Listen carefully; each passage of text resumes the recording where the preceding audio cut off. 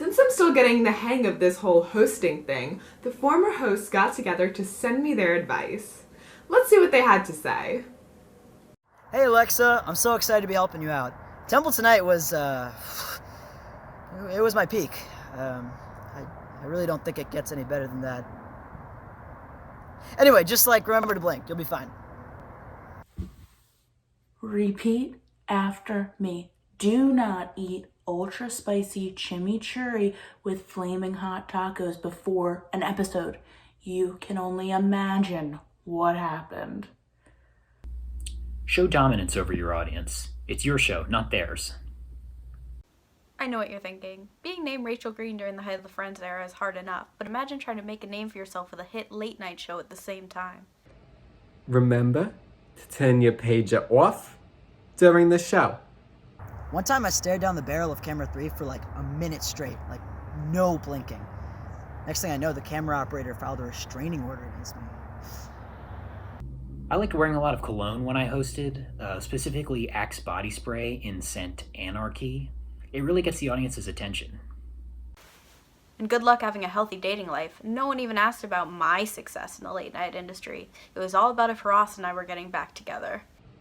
You know, one night, my bros got us tickets to the sold-out premiere of Land Before Time at the Cecil AMC, but I decided to stay in and run my lines. Temple tonight had a huge opportunity. One of the most groundbreaking moments in journalism at any university. Then, I decided to lock my knees during the monologue. Next thing I knew, I'm being carried out on a stretcher while my understudy is interviewing LMFAO. I didn't know where to look. They told me camera 3, so what did I do? I looked at camera 3. Excuse me for taking direction. The more crap you have on your desk, the more important the audience thinks you are. I had a Purple Heart medal I stole from a professor in the RTC building sitting on my desk, and boy did the crew respect me. Everyone always says I'm just a knockoff Rachel Green, and they're right. I've aged so much worse than her, and I'm a decade younger. Watch an episode of Glee before you get out there. It'll make you feel so much better about the people you work with. Only season 2, though. Everything else is trash, just like the entire characterization of Will Schuester. When Kevin said the movie premiere was electric, I was pissed. He said it was the best movie of the 80s. Don't be like me. Go see The Land Before Time. Look, let me tell you something, kid, okay? Lawsuits follow you for the rest of your life. Oh, and remember to get a good suit, because no one takes it seriously as a host without a suit.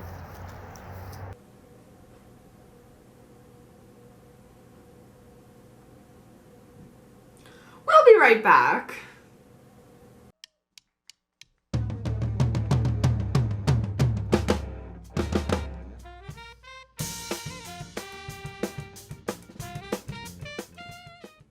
Welcome back to Temple Tonight. Let's take a look at some of the latest headlines. Ancient mummies were unveiled in Egypt nearly 2,500 years after their burial, but a flirtatious historian said they don't look a day over 40. A newly invented portable device can reveal the amount of heat in a chili pepper. It's expected to be this year's big stocking stuffer for white people. And get this, changes in UPS policy now allows drivers to have beards and piercings, most likely to give the USPS a run for their money after being rated sexiest mail carrying company 5 years in a row. Speaking of shipping, Amazon will soon be able to ship prescriptions to Prime members. Now you no longer have to be embarrassed by everyone in the pharmacy hearing you take Viagra's. Instead, all of your neighbors will know. Waffle House has teamed up with a Georgia brewing company to create a bacon-flavored beer because nothing says Sunday family breakfast like Dad being 3 beers deep at 10 a.m. The governor of Ohio said that we are not talking about shutting down. We are planning on slowing down in response to rising COVID cases in the country. His ex-girlfriend from college said that he used the exact same line on her after she asked him to meet her parents. New York City has announced that it will begin responding to emergency mental health calls without using police force. They will instead be sending all callers an MP3 file of Adele's album 25 and a handwritten note from New York Governor Cuomo saying, "Don't get help, just get better." Speaking of New York, it came out this week that Rudy Giuliani seeks $20,000 a day for leading Trump's legal defense team, officially making him the most expensive date that Trump has paid for out of 4 seasons. And in international politics, a Brazilian senator was caught hiding cash between his butt cheeks. He would have gotten away with it, but then he decided to get Taco Bell. We'll be right back with more Temple Tonight in just a moment. Astrology has gotten pretty popular in the past year, and one of my friends has been begging to be on the show. Please welcome my friend Jenna. Alexa, please address me by my professional title, Star Girl. Okay, Star Girl, tell us about astrology. Well, let's start with a breakdown of your sign. Since you're a Pisces, which is a water sign, that means you totally sit backwards on the toilet. What? There's nothing to be embarrassed about. Every Pisces does it. Did you also know that Pisces are barred from holding any public office? Actually, Ted Kennedy is a Pisces. Since you're a Pisces, you're actually compatible with Tauruses. Fun fact about Tauruses, they're either colorblind or left-handed, but never both. Doesn't being colorblind have to do with genetics? Believe it or not, genetics actually trace back to the stars. For example, when both of your parents are Geminis, you are bound to go to an out-of-state school. My mom, who's a Virgo, told me that she can smell if someone has had a cigarette in the last 14 days. Okay, that sounds completely unrelated to her sign. These facts seem really niche. Are you sure they apply to everyone? Did you know that all Cancers have never eaten pepper? Also, did you know that every Capricorn's favorite holiday is tax day? And also, Libras do not know who Punxsutawney Phil is. Okay, it seems like you're making all of this up. How exactly do you know all of this? I've been waiting for you to ask. One night I was on a camping trip with friends and I got mad at them because they were all acting like such Leos. So I decided to take a walk to clear my head. I ended up getting lost and my only source of light was the stars. I stared at them all night until I felt like I really knew them, like they were friends. I was on that camping trip and you did not get lost. You moved your sleeping bag outside the tent because you sat in chocolate from the s'mores and it looked like you pooped your pants. What? Oh, did you know that if you're a Libra, your daughter will always be a Sagittarius no matter what month she was born? Okay, that's enough facts for today. And Jenna, you can keep the Best Buy gift card you bribed me with to get on the show. And now a national address from Alexa Nice. Good evening. I know there's a lot of tension in our nation at the moment. However, I believe the worst problem our country is facing is that there's nothing to look forward to after Halloween until Christmas. I understand that November isn't always the most exciting month of the year. It gets dark really early and the trees become ugly. Psychology Weekly even claims that November is the gateway to seasonal depression. But there are a lot of cool, underappreciated November holidays that are not Thanksgiving. There are no reasons to be thankful this year, and turkey doesn't actually taste good. I like my family, but thankful? That's overdoing it. Because of all this, I will be creating my own holiday this November called November Day, which combines all of the fun tradition from November's best, lesser-known holidays. November Day will be instated as an executive order. You have school, work, military duty? Not anymore. You're welcome. You can thank the beautiful month that is November. To best celebrate my holiday, everyone needs to participate in every single activity. We will start with honoring National Adoption Day by finding one of the most estranged species at your local zoo and kidnapping it. I'd like you all to meet Steven. Steven is a capybara at the Philadelphia Zoo, and come this holiday, he will be my personal assistant and new best friend. To celebrate World Prematurity Day, everyone must give the talk to at least one younger family member. Any uncomfortable questions can be directed to me through the Q&A feature on my other Alexa app. For the important religious observance of National Toilet Day, everyone needs to give back to their community by cleaning their neighbor's toilet. Yes, even your creepy neighbor that you usually avoid making eye contact with. Toilets can be super germy, so make sure you wear a mask. To celebrate National Hot Sauce Day, everybody must put hot sauce on all of their food and in all of their drinks. Even babies must do this. National Mason Jar Day is in November too. I will be demonstrating how to celebrate this one. First, you will need 1 mason jar and simply scream into it. Ah! Then crush the mason jar with your bare hands in a fit of intense rage that you didn't realize was inside of you this entire time.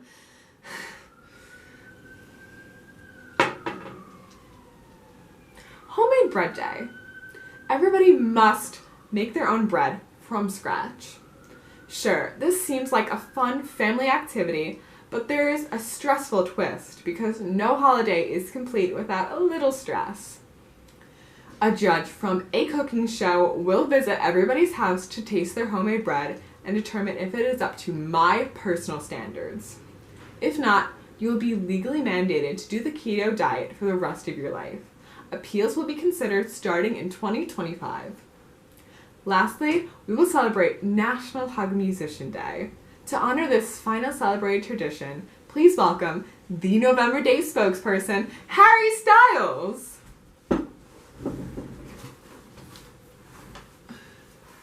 This one speaks for itself. Just find a world-renowned musician, or at least one with a Wikipedia article, and hug them. Maybe offer them some leftover bread, unless it was bad. If you aren't able to follow this sacred rule of November Day, well, tell them what happens, Harry. Alexa will foreclose your home! That's right. Our first November Day is going to be Wednesday, November 25th. Yes, this is the day before Thanksgiving. And yes, this does mean you will have to work on Thanksgiving to make up for it. We usually joke around here on Temple Tonight, but now we thought we'd take a moment to get serious. This past week, we received news that Mary Lou Nesbitt, the first female host of Temple Tonight and a personal hero of mine, has passed away at the age of 73. We thought we'd take a moment to reflect upon her life. Mary Lou Nesbitt was born on a farm in Kentucky. Her father was an ironworker, and her mother was a door-to-door kitchenware saleswoman who claimed that the idea for the sport was stolen from her. Since the family was too poor to afford a TV, young Mary Lou would act out news and presidential addresses for her family. This is where many speculate she found her love of acting. But then, Mary Lou came face to face with the harsh reality of farm life.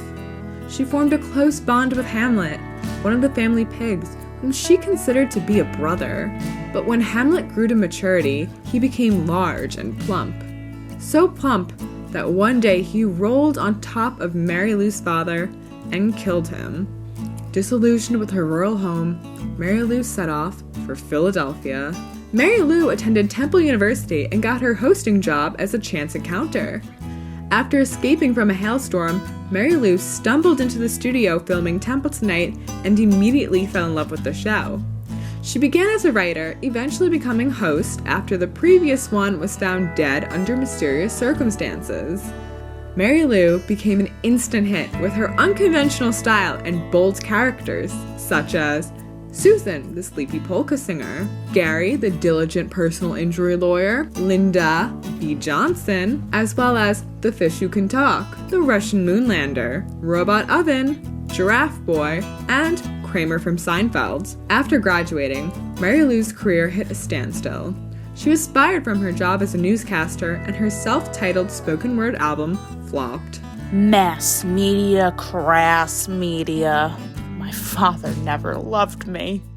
Shortly after, she married Thomas Jefferson Cooper, who charmed her with his wit, intellect, and large collection of ant farms. However, Mary Lou could not be satisfied by domestic life. She left Thomas Jefferson and, allegedly, became a CIA operative, participating in the destabilization of Chile and Uruguay. In the 80s, Mary Lou tried to make her media comeback by capitalizing on the workout video trend, releasing her own workout video for Fingers. And she began a tumultuous relationship with a reformed felon, Carl Allen-Carl. The relationship ended quickly, with Mary Lou leaving him and robbing him of all of his home appliances. 911, what's your emergency? My girlfriend stole all my appliances. She took it all. Microwave, fridge, washing machine. I had a full load in there. Then, in an effort to reclaim her mother's legacy, Mary Lou tried to invent a new super utensil. But after publicly accusing the sport company of theft, they sued her and the long legal battle drained her resources. Mary Lou was forced to move back to the family farm, becoming a recluse. As there is no record of her activity from 1995 to 2006, fan speculation ran wild. Some suspect she died in 1995. Others say that Conan O'Brien is Mary Lou in disguise. Mary Lou Nesbitt emerged from obscurity in 2007 with the release of her blockbuster original special, where she revived her classic characters to express support for U.S. intervention in the Middle East. Global democracy needs peacekeepers. But the sport company sued her for all of her profits after she slandered them again. Mary Lou returned to her life as a recluse. She then died after choking using her newest invention, the can opa fork. But her spirit lives on. Mary Lou remains a source of inspiration, and her time at Temple Tonight will never be forgotten. Now that teachers know how to use Zoom, we're in more breakout rooms than ever. Usually the teacher says what you and your fellow breakout roomies should discuss, but let's be honest, none of you were paying attention. We came up with some tips on how to make these awkward breakout rooms a little more bearable. Firstly, introduce yourself as the group's orientation leader and make everyone say their names and pronouns. People might be confused, but you'll bring back so much nostalgia that they won't even care. Wear a funny hat to spark conversation. Allow for at least 30 minutes to discuss hats. It takes longer than you think. Try bonding by having everyone share one complaint about their father. Especially if your major ends in ology, you'll easily find some really fun answers.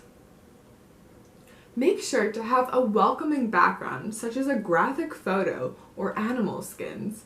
Nothing says Zoom party like Broad Street Roadkill.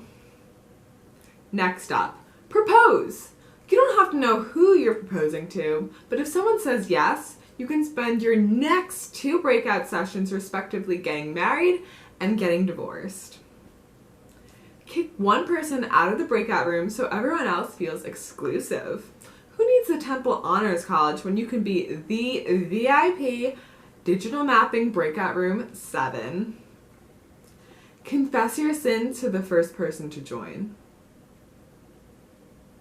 Next, try to find an argument scene from a movie to play behind you so it sounds like your parents are fighting. Now you can stay on mute for as long as possible. My personal preference for this was using any part of A Marriage Story, but then this girl made me turn on my camera because she thought my dad was Adam Driver. Tell them you have nowhere to go for Thanksgiving and see if one of them invites you. Best case scenario, free second turkey. Worst case scenario, someone gives you their sympathy. Sometimes the energy in a breakout room can start to fade. To spice things up again, try tracking everyone's IP addresses and say you know where they all live. This will also come in handy for anyone who did not graciously invite you to Thanksgiving. Go through the entire class roster and play Pound or Pass. This will help clarify that you're not the only person who spends more nights thinking about your TA than the class itself. Write thank you notes to everyone in the breakout room, because who wouldn't want to be the Jimmy Fallon of their class? Don't forget to laugh at all the wrong times while you send them out. Lastly, ask if you have the right class, then say the wrong class's name. Then leave. The golden rule is that any and every problem is simply Zoom's fault. If any of that doesn't help you, you can always sit there with your camera and mic off. We'll be right back with more Temple Tonight. Welcome to Temple Tonight. I'm your host, Alexa Bernice, and with me today is Bria G. She's the host and founder of the Strength and She podcast. Hi, Bria. Welcome to the show. Hi, thank you so much for inviting me to the show. I'm so excited and I really love this platform. It's so dope. And I just hope that this conversation just continues to just push forward so all the Temple students can, just learn about me and also to learn about Temple Tonight, because I think this platform is amazing. Thanks. You yourself are a Temple alumni, right? Yes, yep. Yeah. So I literally just graduated last year. So I'm just in this weird post-grad like feeling. So it's really good like now to just be a graduate student at Temple and, just keep continuing my education at Temple and just riding along. Yeah. So how did you get started with the Strength and She? So last year I did WHIP radio at Temple University, and I did WHIP, and that's the radio station at Temple. And I did WHIP, and it was a hip hop radio station. And it was just weird because when I did the hip hop radio station for 2 years, it was kind of like its own little sector. We kind of just did like our own thing. And then also too, we were kind of the only students of color like in WHIP. So it was just like, okay, like, after a while doing 2 years at WHIP, I was like, I want to create my own platform for myself. So I started doing research. And once I did research, I was just like, okay, let me just figure out if transitioning from WHIP to creating my own platform is something I want to do. Some of these things sometimes just doesn't happen overnight. And sometimes people be like, oh, like, you started a podcast. And it's like, no, but, I did radio for 2 years and then I transitioned slowly over to it. So once the summertime came and everything, I was like, you know what? This is something that I really want to do, something that I'm really passionate about. So last August, I launched, and literally I had no expectations for anything that was going to happen. Like I just launched, I just was me. I was talking about just what had happened in my life. So at that point I had 2 jobs and I quit both of my jobs. And I was like, you know what? I'm just going to focus on my podcast. I'm going to quit my 2 jobs and just see how this goes. Like I already had a fan base from WHIP. And literally when I was at WHIP, people didn't even know that it was a Temple University radio show. Like the way I branded it, the way that I did it, I literally treated it as a business. And I think it's so important for students sometimes to treat certain organizations, treat certain things as a business, because you never know who's out there watching you branding something, someone that's watching your content. There were people that would literally reach out to us and be like, hey, like, we'll pay you. Like I can, ask my co-hosts, our interns, and he's like, hey, like, we really want to get on this show. Like this show looks dope. Like, can we pay you guys? And of course, like under Temple University policy, we couldn't do that. So when I seen that and I knew that, back to back to back, I just had people reaching out to me for interviews. I was like, okay, it's time for me to transition on because one, I'm very passionate about this. So, 50 episodes later, now I'm getting ready to gear up for season 3. I took a short hiatus and, it's just, I feel like it's really good because like I said, 50 episodes now, I've interviewed over 45 plus women that are in so many different industry lines, from optometry to real estate to, being in music to being being an image coach, a life coach, women in cosmetology, women in just so many different things. Any type of industry line that you're trying to get in, I have a platform for that. So, all in all, like it was an amazing experience. And I just encourage, a lot of students sometimes to, if you take something serious, like take it really serious and try to brand yourself with it. Because once you transition out of college, if you already, don't really know what you're doing or you don't really have a sense, it's kind of going to be a little bit difficult to try to mold yourself. So the fact that like last night, I was even telling someone the fact that I already molded and branded myself and created a solid foundation and fan base. I can literally go on a hiatus, and someone was like complaining about this. Like, how do you go on a hiatus, come back each time and get all of these likes, comments, and engagement? Like, it doesn't matter like what the new Instagram algorithm is. Like, you always do this, and it really bothers me because I'm trying to get my Instagram to do that. And I'm just like, you have to have a solid foundation. But also, too, one of the big things is not only being a virtual presence, but also being a physical presence. So when I was doing Temple University WHIP, I was actually going to events. So if someone had like an event, I would go, I would promote WHIP. And like, that's why people thought that like, this must be like a real radio station, like, because like she's here, she's promoting WHIP. Like, it doesn't sound like a college institution. You know, the way I carried myself, the way I did WHIP, it just didn't feel that way. And I just encourage so many students at Temple, or so many people that are starting something, to just carry it as if, you know, you're already there, you're already professional. And, you know, don't worry about what other people are doing, because like I said, some people are going to treat certain things as an extracurricular activity because they may not be as passionate as you. But that's why at the right time, I remove myself. And I think sometimes people get frustrated and they remove themselves a little bit too premature. And it's just like, you know, you probably don't have all the tool sets just yet to transition on. You know, there was a while before I even started Strength and She. I wanted to start Strength and She 2 years ago instead of last year, but I wasn't ready, and I knew that I wasn't ready, and it bothered me inside, because you know when your dream keeps bothering you, you know, something that keeps reoccurring in your mind over and over and over again, and when you're not doing it. Like, you know, when you wake up, I want to be a television host. Like, this is something that just doesn't go away, something you always think about, but you know, there's always like a right place and a right time. You know, that may be like your calling to do, that may be something that you're passionate about, that you can make money off of, but it takes a while. So like, once I transitioned, I saw that, I was just like, okay, like this works. And, you know, on the other side, I guess, of being, you know, faithful and having grace, once I started my podcast, I was able to monetize it. So, you know, everything just worked out. The only thing I will say is it's a slippery slope now because of the pandemic.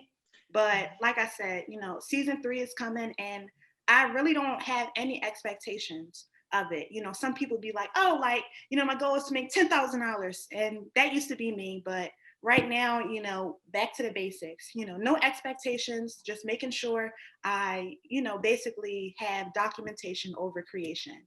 As long as I'm doing the work, I have the documentation there, you know, it is what it is. And I'm not so focused on a monetary aspect because, you know, economically, everything is just terrible. So that was such great advice for upcoming, you know, producers and hosts and stuff like that. And obviously this season 3 is coming out. Do you have any other future plans in the works? Yeah, so right now I'm just taking baby steps. I'm really trying to like gear up for season 3 that drops November 11th. But you know, otherwise that. So do you want to drop your socials or anything that you want the viewers to follow? Yeah, absolutely. So you can find everything Strength and She related at www.thestrengthandshe.com. Also, too, on Instagram, it's Strength and She. So Strength and She _. And then my personal social is Brea G, BREEA.G. And literally, I have great SEO. So if you type in Strength and She podcast on Google, I'll literally come up. You'll see the summary, the whole shebang. So you could just do that, too, to make it easier on yourself. And I'm available on all platforms, Spotify, Apple, and everything. So you could go check that out. Thank you so much for coming on this show. Brea G, the host and creator of Strength and She podcast. Yes, that was Temple Tonight. Thanks once again for coming.